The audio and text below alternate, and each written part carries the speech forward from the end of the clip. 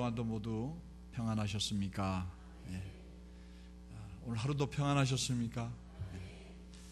이 저녁까지 우리와 함께 하신 하나님께 감사드리고 또 예배에 참석한 옆에 분들에게도 감사했으면 좋겠습니다. 웃으면서 제 곁에 계셔서 고맙습니다. 인사할까요? 네.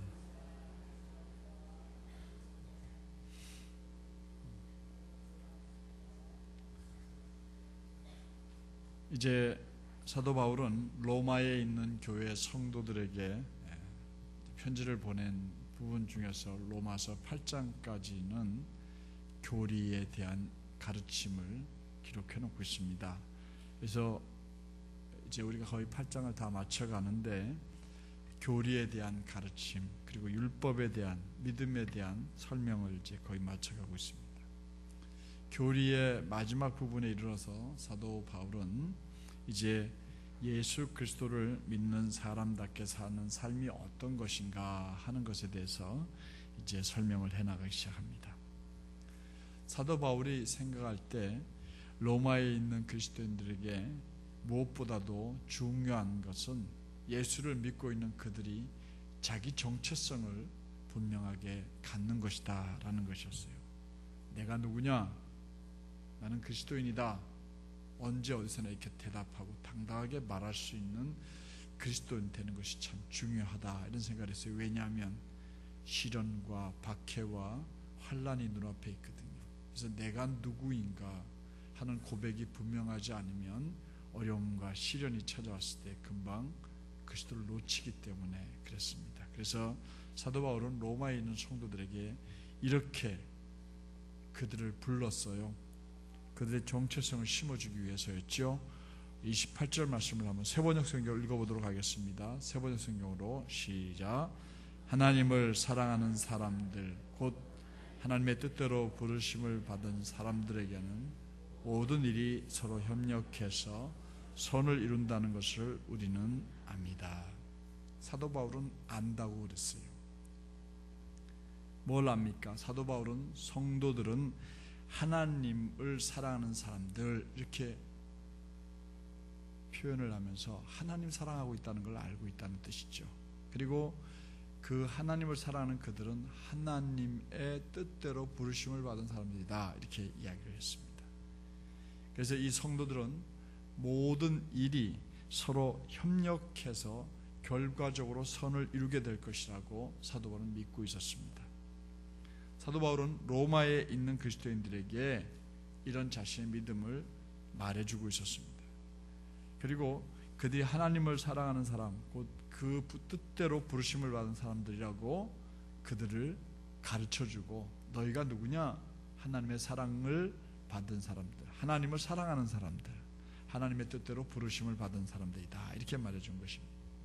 그렇다면 로마에 있는 성도들만 하나님을 사랑하고 하나님의 뜻대로 부르심을 받은 사람들일까요? 딴 생각을 하고 있으니까 대답을 놓치죠. 그죠? 로마에 있는 성도들만 하나님 사랑하고 하나님의 뜻대로 부르심을 받은 사람들일까요? 아니죠. 오늘 이 로마서는 이 말씀 자체를 내게 주신 말씀이라고 믿고 읽는 사람들이라면 누구나 다 그들은 하나님을 사랑하는 사람들이고 하나님의 뜻대로 부르심을 받은 사람들인 줄로 믿습니다. 그러면 우리는 누구일까요? 한번 오늘 말씀을 근거로 해서 우리는 누구입니까? 한번 외쳐볼까요? 시작. 맞아요. 하나님을 사랑하는 사람들입니다. 다 같이 한번 우리는 누구일까요? 그러면 크게 외쳐보세요. 시작. 제가 먼저 묻는다고요. 우리는 누구입니까? 더 크게 하나님을 사랑하는 사람들입니다. 이렇게 외쳐보세요. 우리는 누구입니까? 정말입니까? 진짜입니까? 참말입니까? 거짓말 아니죠? 그러면 또 한 번 더 외쳐볼까요? 하나님을 사랑하는 사람들은 또 다른 말로 뭐라고 그랬어요? 하나님의 뜻대로 부르심을 받은 사람들이라고 그랬죠. 한번 외쳐보겠습니다. 우리는 누구일까요? 하나님의 뜻대로 부르심을 받은 사람들입니다. 조금 전에 그것도 해버렸죠. 틀리신 분이 몇 분이세요? 한 번 더. 우리는 누구입니까? 하나님의 뜻대로 부르심을 받은 사람들입니다. 할렐루야. 마지막으로 우리 동안선결교회는 예수로 행복한 사람들이 모인 교회입니다. 할렐루야. 이렇게 우리 자신이 누구인가를 분명하게 알고 있어야 돼요. 그래 거기에 걸맞게 살거든요. 우리는 하나님을 사랑하는 사람들입니다. 우리는 하나님의 뜻대로 부르심을 받은 사람들입니다. 우리는 예수로 행복한 사람들이 모인 성도들입니다.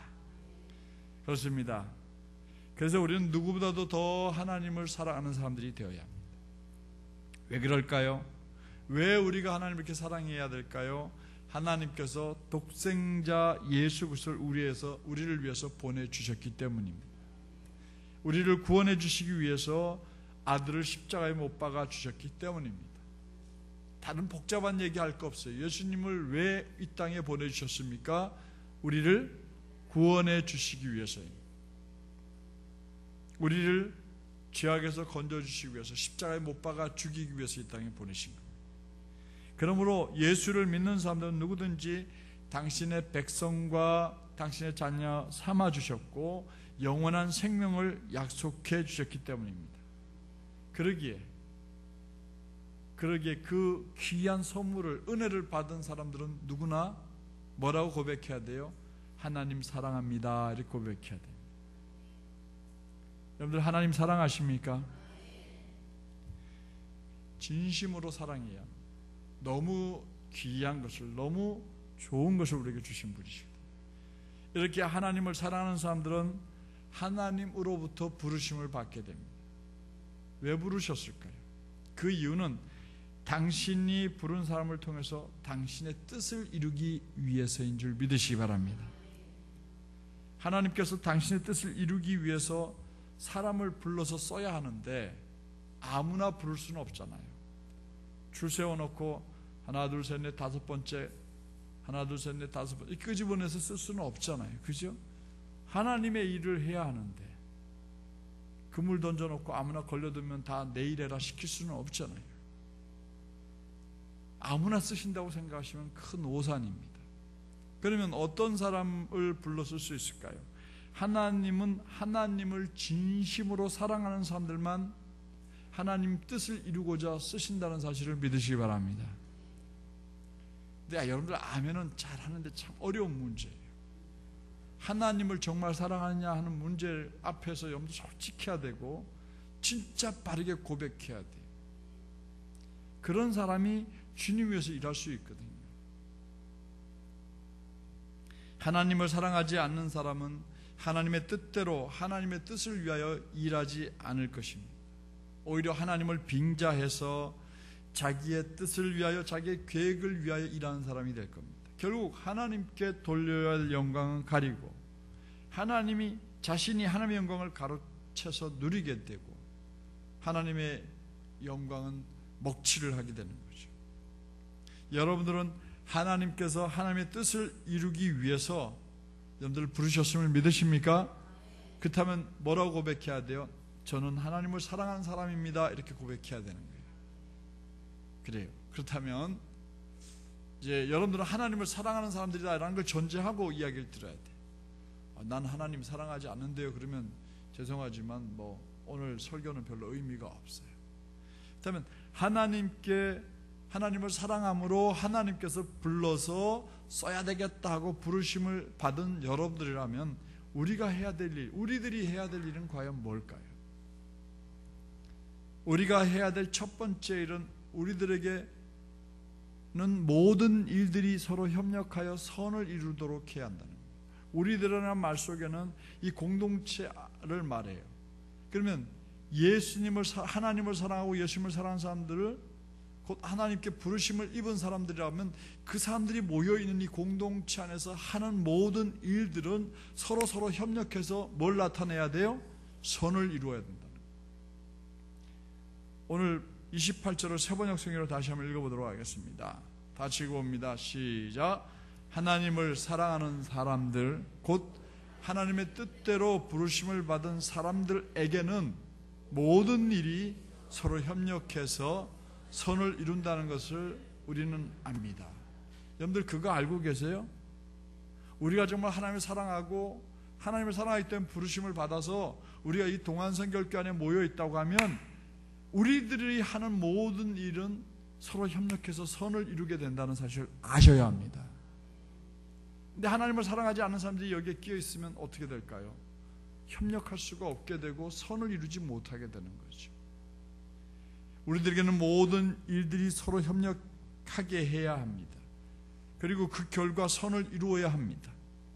하나님 앞에 부르심을 받은 성도들이 열심히 수고하고 노력하고 애써서 모든 일들이 서로 협력하도록 해야 합니다. 그런데 모든 일들이 서로 협력하지 않는다라는 건 두 가지 의미가 담겨 있는 말이에요. 모든 일들이 교회 안에서 모든 일들이 서로 협력되지 않고 삐그덕거리고 너나 해, 당신이나 해 이런 소리가 들린다는 게 무슨 의미겠어요? 그 일은 하나님이 뜻하신 일이 아니라는 소리예요. 그러니까 우리가 무슨 일을 하려고 할 때 이쪽에서 삐그덕거리고 반대하는 소리가 나고 협력이 안 된다. 그게 뭐라고요? 하나님이 원하시는 일이 아니다. 빨리 딱 접어야 됩니다. 저는 그렇게 해요. 제가 목사님이 아무리 기도하고 하나님 앞에 엎드려 간구하고 응답받아서 장모님, 우리 성도 여러분, 권사님 이것 좀 해야 하겠습니다. 그런데 앉아서 그분들은 기도를 했든 안 했든 잘 모르겠습니다만은 목사님 그게 좀 문제가 있습니다. 목사님은 이런 점들을 생각을 못 하셨네요 하면은 그게 뭐예요? 협력이 안 이루어지는 거죠? 근데 조용히 해요.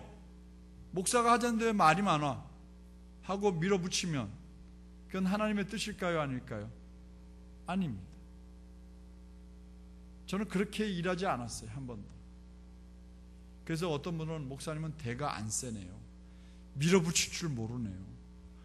그렇게 하는데 밀어붙이고 나면 나중에 꼭 낭떠러지 혼자 뒹굴더라고요.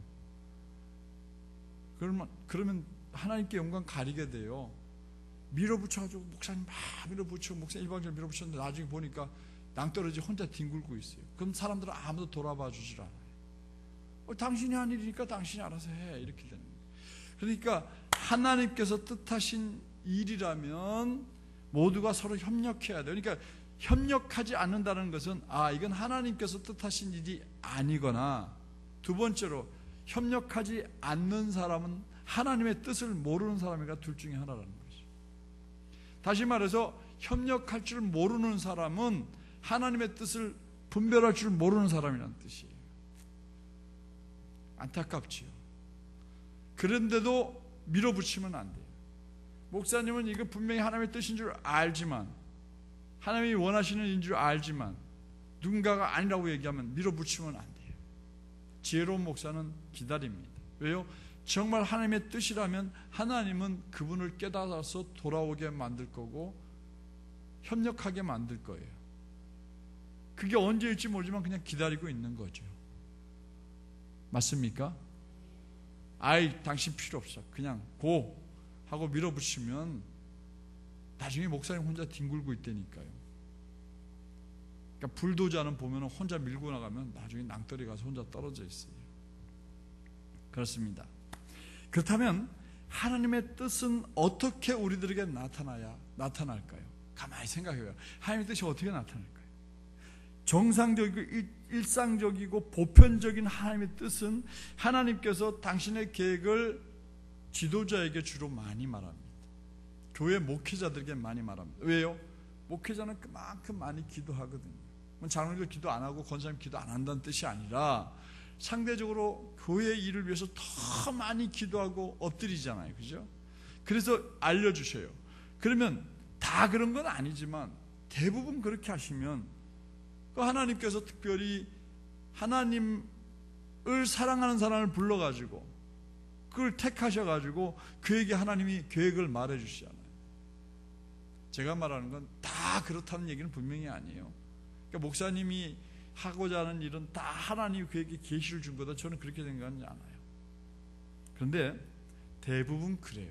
하나님께서 그 교회의 담임 목회자에게 큰 문제가 없다고 하면 대부분 그분을 통해서 일하셔요. 바로 여러분들 모세의 경우를 보세요. 이스라엘 백성들 가운데 아무도 하나님의 세우신 출애굽 역사를 아무도 몰랐습니다. 아론도 몰랐습니다. 모세도 몰랐습니다. 그러나 하나님께서는 때가 되자 모세를 애굽의 왕가에서 배우며 자라게 했습니다. 그리고 몇 년 걸렸어요? 40년. 그리고 사람을 죽여서 광야로 도망치게 만들었어요. 미디안 광야에서 겸손, 온유함, 낮아짐, 외로움, 무기력함, 여기서 몇 년을 지내게 만들었어요? 40년. 미디안 그 제사장이라고 하는데 그 제사장이라는 말은 하나님을 섬긴 제사장이 아니었어요. 미디안 사람들은 하나님을 모르기 때문에 거기는 우상을 섬긴 제사장이 모세를 보고는 자기 사위 삼은 거 아니에요. 그러니까 거기서 40년, 80년을 보냈단 말입니다. 80살이 되어서야 하나님께서는 고통받고 있는 이스라엘 백성들 앞에 모세를 세웁니다. 그리고 하나님께서는 그를 히브리 민족과 바로 왕 앞에 보내신 겁니다. 그러므로 이렇게 보내심을 받은 모세를 따르는 것이 이스라엘 민족에게 향하신 하나님의 뜻이었어요. 그를 따라가면 어떻게 돼요? 가나안에 이르지만 그를 따라가지 않으니까 아니라고 데모하고 원망하고 불평하다 보니까 1년 걸어갔다가 다시 돌아가. 그래서 몇 년을 40년을 광야 생활을 다시 하고 불평하고 원망했던 사람들 광야에 다 죽고 후손들만 들어가게 되잖아요. 저는 교회도 크게 다르지 않다고 생각을 합니다. 하나님께서는 교회를 이끌 영적인 지도자로 목회자를 세우셨습니다. 그러니까 목회자들은 엄한 데 정신 팔고 있으면 안 돼요. 엎드려야 돼요. 하나님이 뭘 원하시는지 구별해내야 돼요. 그리고 하나님의 뜻을 찾아내야 돼요. 교회 지도자들이 하나님 앞에 눈물로 기도하고 하나님께 구하여 얻은 감동을 따라서 일들을 계획해야 합니다. 물론 여기에 인간적인 욕심, 개인적인 이기적인 욕망이 담겨 있을 수 있습니다. 그러나 그것은 하나님의 뜻이 아니라는 게 나타나요. 어떻게 해요? 냄새가 나요. 조금 냄새가 나요. 그리고 자연스럽지가 않아요. 부작용이 나타나요. 그리고 어디선가 뭔가 좀 수상해져요. 그럼 하나님의 뜻이 아니에요. 그러나 계획한 일들을 진행할 때 부작용이 일어나지 않고 은혜롭게 진행이 되는 일이라고 하면 아멘, 하나님의 뜻입니다. 이렇게 생각하고 하나님의 계획으로 여겨야 마땅할 줄 믿습니다. 이렇게 하나님의 뜻이 하나님께서 보낸 지도자들에 의해서 선포되어진다고 하면 그것이 하나님의 뜻임을 인정하는 성도들이라고 하면, 즉 하나님의 뜻대로 부르심을 입은 성도들이라고 하면 하나님께서 보낸 지도자와 협력해서 선을 만들어내야 될 줄로 믿습니다. 우리 동안성결교회가 선을 만들어낼 일이 뭘까요? 최종적으로 선을 이루어야 될 일이 뭘까요? 교회를 부흥시키고 안정은 이미 됐잖아요. 그죠? 안정이 됐잖아요. 그리고 이제 부흥시키고 더 성장해서 이제는 교회의 모든 부채도 갚고, 그리고 이제 우리가 못하고 있는 선교도 감당하고 이웃을 향한 더 열려있는 교회가 되어지고 또 짓담한 교회도 마저 다 지어야 되지 않겠습니까? 아닌가요? 그거 아닌가? 그거 맞아요? 맞으면 아멘 해보시기 바랍니다. 그래야 됩니다. 그러면 그 일을 하기 위해서는 어떻게 하든지 뭐 해야 돼요? 힘을 모아야 돼요. 협력해야 돼요. 뜻을 같이 합쳐야 돼요. 마음을 합쳐야 합니다. 뜻을 모아야 합니다. 협력해야 마땅합니다. 그리고 여러분들이 먼저 헌신해서 앞장서야 합니다. 그런데 어떤 분들을 보면 협력하지 않아요. 비판합니다. 비난합니다. 반대합니다. 교회 안에서 편가르기를 하고 분당하고 비난하고, 그래서 교회를 어지럽힙니다. 더 나아가 지도자의 뜻을 거스르는 일을 선동합니다. 그렇다면 그 결과가 뭐가 될까요? 선일까요? 아니면 악일까요? 악입니다. 최악입니다. 결과적으로 선을 이루어내지 못해요. 그러므로 이런 모습들이 과연 하나님을 사랑하는 사람들이라고 말할 수 있겠습니까? 이런 모습들이 하나님의 뜻대로 부르심을 입은 사람들이라고 말할 수 있겠습니까? 아닙니다. 물론 목회자의 생각과 계획이 다 옳을 수 없어요. 제가 인정합니다. 오늘 교회들마다 왜 어려움을 겪고 있어요? 저는 죄송하지만 51%는 목사님 책임이라고 생각을 해요. 목사님이 너무 지나치게 얘기했는지 모르지만 오늘 교회에 일어나는 문제들 대부분 51%는 목사님의 책임이라고 생각해요. 그러니까 목사님 더 정신을 차려야 돼요. 저를 향한 설교예요. 더 많이 엎드려 기도해야 되고, 더 많이 하나님 뜻을 구해야 되고, 더 많이 하나님이 계획하는 일이 무엇인지를 신중하게 생각을 해야 돼요. 그러나 지도자가 하고자 하는 일이 적어도 목사 자기 일 잘 먹고 잘 살겠다고 하는 일이 아니고 개인적인 욕심을 채우는 일이 아니라고 하면, 다시 말해서 교회를 위하고 하나님께 영광을 돌리는 일이라고 하면 여러분들은 어떻게 해야 될까요? 협력해야 합니다. 또 합력해야 합니다. 힘을 모아야 될 줄로 믿습니다. 이때 참 중요한 것은 징조를 잘 볼 줄 아는 눈이 열려야 돼요. 징조를 잘 봐야 돼요. 하나님께서 원하시는 일인지 아닌지 잘 살펴봐야 됩니다. 거기에 반드시 징조가 나타나게 돼 있어요. 지혜로운 지도자나 목회자는 그 징조를 눈여겨볼 줄 알아야 됩니다. 가볍게 흘려버리면 안 돼요. 어떤 일이든지 그것이 하나님께서 당신의 뜻이 아닌 징조를 보여주심에도 불구하고 자기의 자존심 때문에, 자기의 명예 때문에, 자기의 욕심 때문에 무리하게 강행한다면 당연히 은혜로운 성도들은 그 일에 협력하지 않을 것이고 그 결과는 참담해질 거예요. 그래서 목사님들이 더러 실수를 하게 되고 실패를 하게 되는 거죠. 사랑하는 성도 여러분, 우리는 누구보다도 하나님을 사랑한다고 고백하는 성도들인 줄로 믿습니다. 그렇다면 우리는 하나님의 뜻대로 부르심을 받은 사람들임을 잊지 말아야 되겠습니다. 하나님의 뜻대로, 하나님이 당신의 뜻을 이루려고 우리를 불러주신 거예요. 그냥 동안교회를 부르신 게 아니에요. 그렇게 하나님의 뜻대로 부르심을 입은 사람들은 하나님께서 뜻하시고 계획하는 일에 뭐 해야 될까요? 협력하고, 그러므로 그 결과 하나님의 선한 일이 이루어지도록 최선을 다해야 한다는 것 늘 마음속에 꼭 새기는 이 저녁이 되시기를 부탁을 드립니다. 하나님을 사랑하는 사람, 곧 그의 뜻대로 부르심을 입은 사람들은 두 번째로 반드시 예수 그리스도의 형상을 본받아야 합니다. 누구를 본받아야 한다고요? 더 크게 누구를 본받아야 합니까? 29절을 세번역 성경을 읽어봅니다. 시작. 하나님께서는 미리 아신 사람들을 택하셔서 자기 아들의 형상과 같은 모습이 되도록 미리 정하셨으니 이것은 그 아들이 많은 형제 가운데서 맏아들이 되게 하시려는 것입니다. 사도 바울은 여기서 하나님을 사랑하는 사람, 곧 그 뜻대로 부르심을 입은 사람들을 또 다른 말로 정의했어요. 또 다른 정체성을 가졌어요. 그게 뭐냐면 하나님이 미리 아셔서 택한 사람들. 여러분들 하나님께서 뭐 하신 사람들? 택하신 사람들. 장로 교회의 교리로 볼 때는 예정된 사람들을 말해요. 근데 우리 기독교 대한 선결교회 교리로 볼 때는 구원받은 사람들을 의미합니다. 저는 그래서 예정론하고 뭐 알미안의 뭐 자유의지론하고 뭐 여기서 거창하게 싸울 필요가 없어요. 전에도 한번 말씀드렸지만 예정론은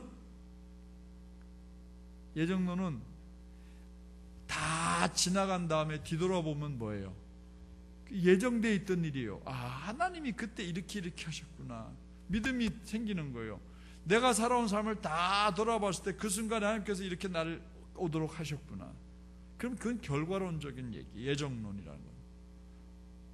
이거 여러분들 뭘 해야 되는데 예정론에 빠지게 되면요, 아 이거 안 해도 나중에 이렇게 가서 돌아가서 이렇게 하게 만드실 거야 하는 믿음이 생기면 지금 꼭 해야 될 일 안 해도 돼요. 내가 지금 착하게 바르게 살 이유가 없어요. 나중에 내가 구원받도록 예정되어 있는 걸 내가 믿는데 왜 굳이 지금부터 잘 살아야 돼? 죽는 순간에 주님이 나 부르실 때 주님 저 잘못했어요 하면 난 구원받는데 이런 도덕 무용론에 빠진다고. 예정론 이해가 되십니까? 그러니까 예정론의 위험이 거기에 있는 거예요. 그래서 그 감리교의 요한 웨슬레나 알미안 주의들 성결교단은 뭘 믿느냐면 자유의지를 믿어요. 하나님께서 우리들에게 선택할 자유를 주셨다.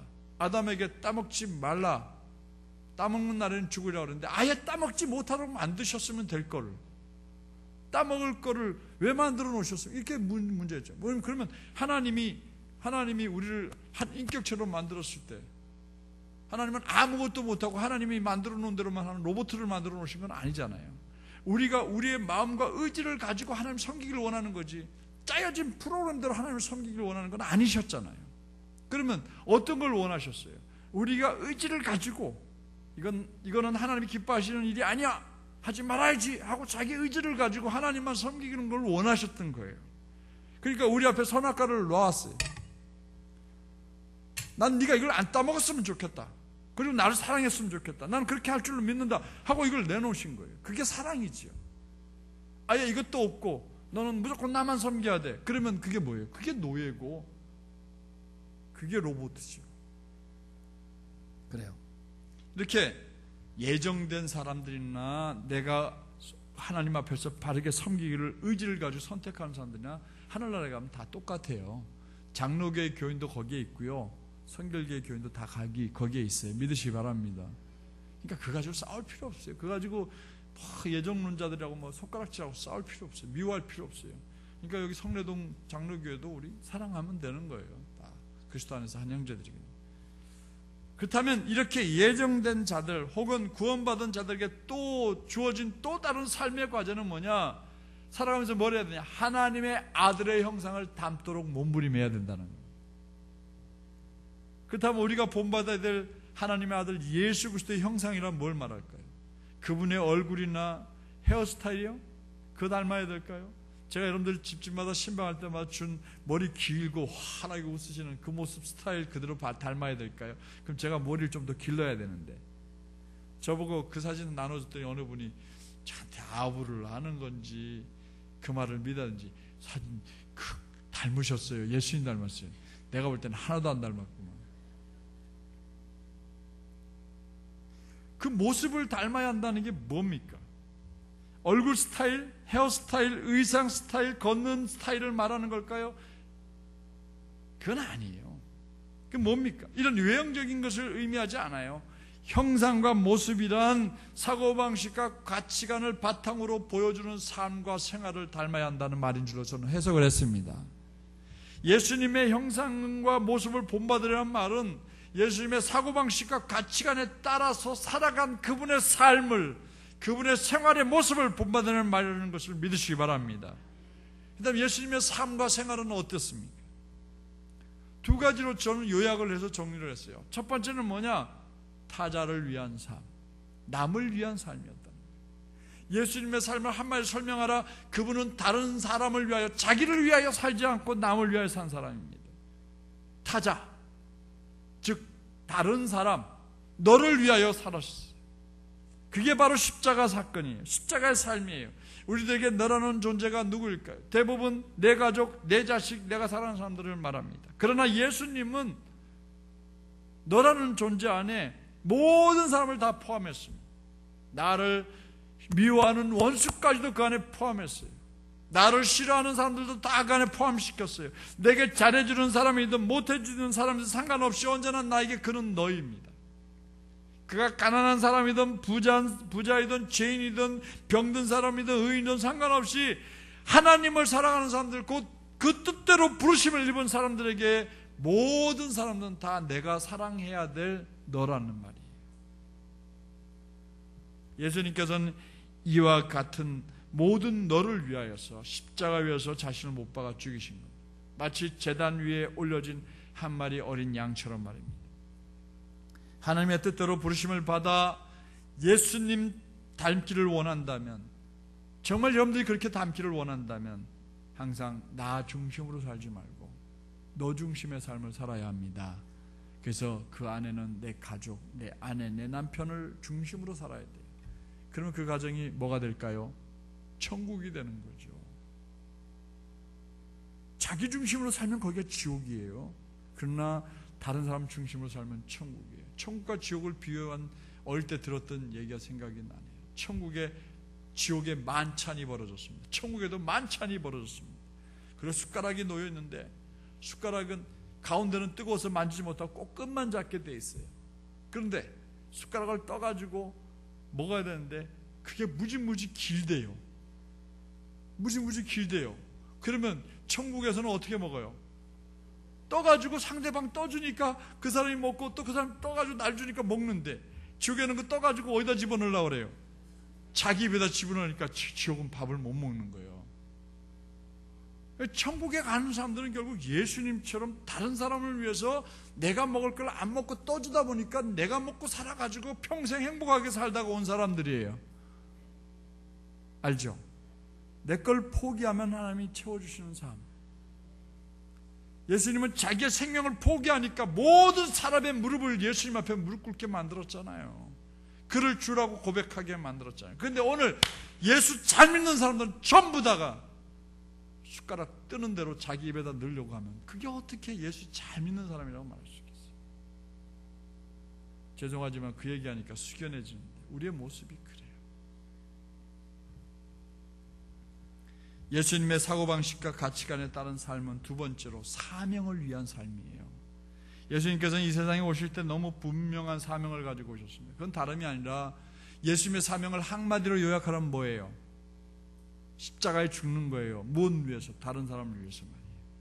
피하고 싶었지만 그러나 예수님은 아버지의 뜻을 피하지 않았습니다. 아버지의 뜻에 오히려 순종했습니다. 왜냐하면 그래야 아버지의 뜻이 이루어지기 때문이에요. 예수님을 이 땅에 보내신 아버지의 뜻은 크게 두 가지입니다. 몇 가지라고요? 하나는 뭐예요? 사람을 섬기라는 것이었어요.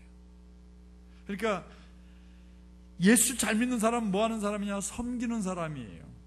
섬기는 사람이에요. 자기 목소리 크게 내고 자기 주장을 관철해야 되고. 예수님 잘 믿는 사람 아니에요. 예수님 닮은 사람 아니에요. 사명의 사람이 아니에요. 그래, 그렇게 해요. 그렇게 해요. 어쩐지 그렇게 얘기해야 돼. 여전도회가 모여서 회의를 합니다. 안 돼요! 그렇게 하면 안 돼요! 이러면 죄송하지만 그분은 섬기는 사람이 아니에요. 내가 분명히 잘못된 건 알지만 그렇게 해보고 잘못된 걸 나중에 알면 깨달으면 되니까 그렇게 하셔요. 상대방 의견을 존중해 주는 거예요. 그 사람이 예수 닮은 사람이에요. 섬기는 사람이에요. 여러분들 모일 때 그렇게 하십시오. 따라합시다. 그렇게 하세요. 그렇게 하세요. 상대방 얘기에 그렇게 하세요. 이러면 돼요. 집에서도 좀 그러면 그냥 그렇게 하세요. 그러면 싸움이 끝났는데 이쪽에서 그러면 진짜 뭐 싸움 나는 거죠. 예수님은 이 땅에 무엇하기 위해서 오셨어요? 섬기기 위해서. 하나님의 뜻. 여기서는 잘 알아듣고 이해하는데 꼭 그냥 뭐 회의할 때 보면 뭐 일할 때 보면 막 떠들어가지고 결국은 사람들 마음 상하게 하고 대체 이렇게 하게 만들고. 그러면 안 돼요. 제발. 왜 대답들 안 하세요? 그렇게 하실랍니까? 안 하실랍니까? 정말 좀 그렇게 하지 마세요. 그리고 하나님 아버지의 또 다른 뜻이 뭐냐? 사람을 구원하는 거예요. 그러니까 사람 구원하는 일이라면 내 것 뭐가 들어가도 참으셔야 돼요. 사람 살리는 일이라면, 예수를 전하는 일이라면, 다른 사람 실족하지 않게 하는 일이라면 아무리 이거에 오라도 참아야 되는 거예요.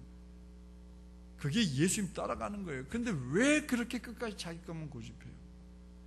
마가복음 10장 45절 세 번역을 읽어봅니다. 시작.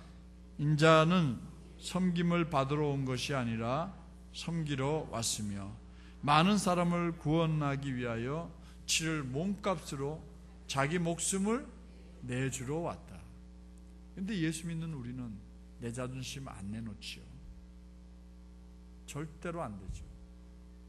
근데 그런 사람들은 늘 외로워요. 그래놓고 가면 후회해요. 왜 그랬을까? 아무도 연락이 없어요. 그러면 안 돼요. 예수님께서는 이렇게 왜 살아야 했는지, 무엇을 위해 살아야 했는지, 즉 그 이유, 사명을 너무나 분명하게 깨닫고 사명 위해서 사셨어요. 그 사명을 위해서 사셨어요. 우리 또한 예수님 사랑하고 섬기는 사람들이라고 하면 사명 위에 살아야 될 줄로 믿습니다. 제발 이 말씀 들을 때 내가 고쳐야 될 게 이유구나 깨달으셔야 되고, 다음번에 그런 일 만나면 그 거듭나지 말고 좀 고치세요. 아멘들 안 하시는데 내가 볼 때 조금 이따 또 그렇게 될 것 같아. 집에 가서 또 부딪힐 것 같아. 말씀 들을 때는 꼭 나보고 하는 말 같고, 그래서 내가 고쳐야 된다고 하는데 왜 막상 그 상황만 되면 그건 까맣게 잊어버리게 되죠? 까마귀 고기들 잡수시나. 사랑하는 성도 여러분, 우리에게 본을 보여주신 예수님의 삶과 생활은 다른 사람을 위한 삶, 그리고 사명을 위한 삶임을 깨닫고 이것을 본받아 우리도 우리의 남은 삶을 다른 사람들을 위해, 사명을 위해 살아가시기를 주의 이름으로 당부드립니다. 마지막으로 하나님을 사랑하는 사람들, 곧 그 뜻대로 부르심을 입은 사람들은 의로운 삶을 통하여 영화로운 삶을 살아가야 합니다. 의롭게, 영화롭게 살아야 합니다. 본문 30절 세 번째 성경을 읽어봅니다. 시작.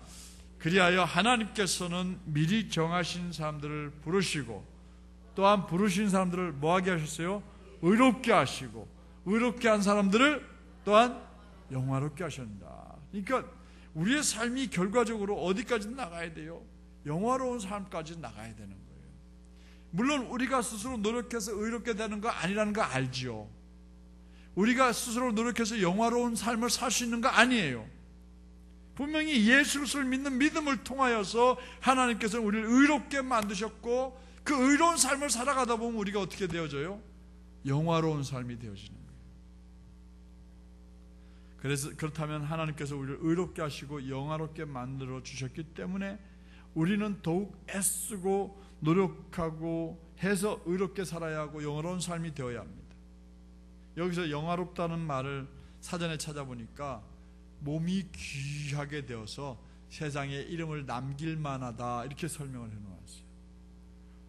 몸이 귀하게 되어서 세상에 이름을 남길 만하다, 이게 영화롭다고 했어요. 야, 그분. 그러니까 여긴 존경이라는 말도 들어가고, 그렇죠? 부러움도 남기고 칭찬도 남기고 이런 사람이에요.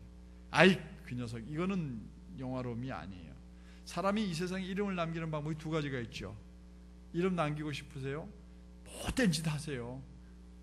그럼 나중에 이름 남겨요. 아직 살아계셔서 제가 말씀드리긴 뭐하지만 저 나무 계시는 역사에 이름 남길 거예요. 분명히 남기죠.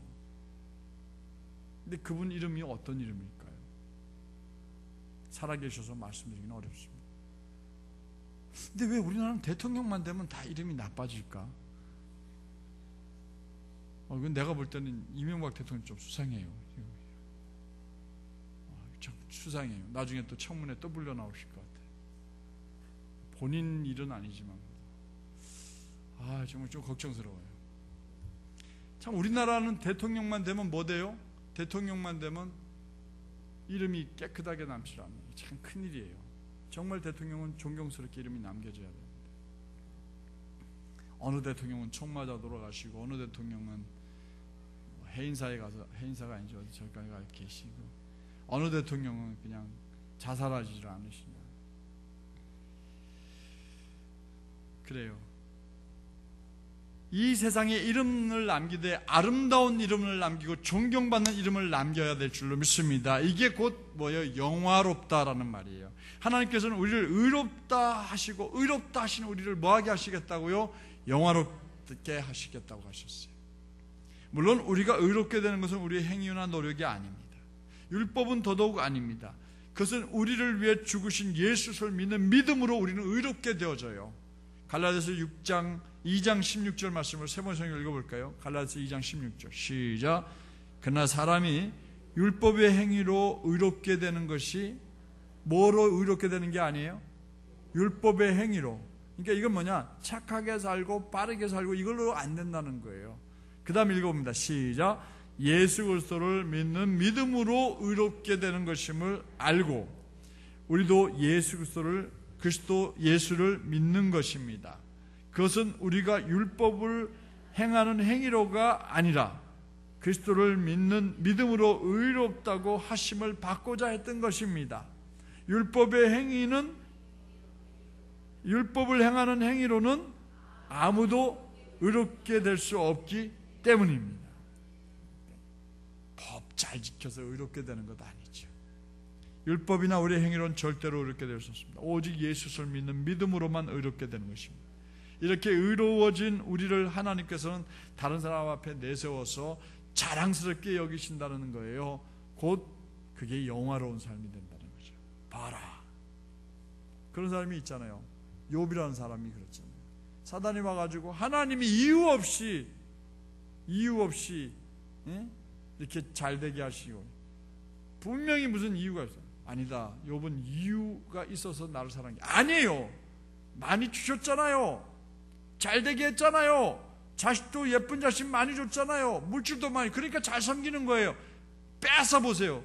금방 돌아서요. 사람이니까. 그래? 정말이야? 예수님 하나님께서 그러면 빼앗아 봐라. 사단이 싹 다 빼앗았잖아요. 건강까지 다 빼앗았잖아요. 부인까지 다 빼앗아 버렸잖아요. 근데도 주신 분도 하나님이시고 가져가신 분도 하나님이시라, 이렇게 고백을 했어요. 그때 하나님께서 나중에 그를 어떻게 하셨어요? 영화롭게 하셨어요. 4명의 친구들이 와서 손가락질하고 별 얘기를 다 해도 아니라고 하나님 그를 높이셨어요. 예수님께서 십자가에 못 박히시기 전에 겟세마네 동산에서 엎드려서 하나님께 무엇을 구했는지 아십니까? 당신이 죽어가는 마당에서도 그는 하나님의 이름을 영화롭게 해달라고 간구해요. 요한복음 17장 1절 한번 읽어보겠습니다. 시작. 예수께서 이 말씀을 하시고 눈을 들어 하늘을 우러러 이르시되 아버지여, 때가 이르렀사오니 아들을 영화롭게 하사 아들로 아버지를 영화롭게 하게 하옵소서. 하나님, 저를 영화롭게 해주세요. 그리고 저를 통하여 저도 하나님을 영화롭게 하겠습니다. 이런 말이죠. 여기서 아버지를 영화롭게 해달라는 말은 아버지께 영광을 돌리게 해달라, 이 말입니다. 세번역 성경 한번 읽어볼까요? 시작. 예수께서 이 말씀을 마치시고 눈을 들어 하늘을 우러러보시고 말씀하셨다. 아버지, 때가 왔습니다. 아버지의 아들을 영광되게 하셔서 아들이 아버지께 영광을 돌리게 하여 주십시오. 이해가 되시죠? 예수님께서 말씀하신 때란 십자가의 죽음의 때를 말해요. 이렇게 십자가에 죽는 것은 자기의 이름을 모든 사람 앞에 자랑스럽게 하는 일, 영화롭게 하는 일이기 때문에 자신을 십자가 위에 죽여 영화롭게 하심으로 하나님 아버지를 영화롭게 해달라, 즉 하나님께 영광을 돌리게 해달라, 이렇게 기도를 한 겁니다. 우리의 삶이 어떻게 하면 영화로워지고 하나님을 영화롭게 할 수 있을까요? 우리는 의롭게 살아야 합니다. 의로운 삶이란 어떤 삶일까요? 시인 윤동주의 노래처럼 하늘을 우러러 한 점 부끄럼 없는 삶, 그걸 의미합니다. 어려운 일처럼 들리십니까? 아니요. 오늘 내가 사는 삶 속에 정직하십시오. 그러면 부끄럽지 않을 수 있습니다. 진실하게 사십시오. 의로운 삶입니다. 거짓말하지 않고 사는 게 의로운 삶입니다. 자기만 생각하지 말고 다른 사람을 위해 사십시오. 의로운 삶입니다. 희생과 헌신의 삶이 의로운 삶입니다. 나누며 섬기며 사는 삶이 의로운 삶이에요. 겸손하고 친절하고 용서해주며 사는 삶이 의로운 삶입니다. 늘 따뜻한 마음으로 대해주고 부드럽고 온유한 마음으로 살아가는 삶이 의로운 삶입니다. 하고 싶은 말이 팍 튀어나가지만 참아주는 게 의로운 삶. 감정대로 하고 싶지만 인내하는 게 의로운 삶이에요. 내가 손 내밀고 싶지 않지만 내밀어주는 삶이 의로운 삶이에요. 이렇게 예수님을 믿음으로 말미암아 의로운 사람이 되어서 예수님처럼 의로운 삶을 살아갈 때 우리가 영화롭게 될 뿐만 아니라 결국 하나님께서 영화롭게 되고 하나님께서 영광을 받으시게 되는 줄 믿으시기 바랍니다. 찬송들 여러분, 말씀을 정리합니다. 요즘 제가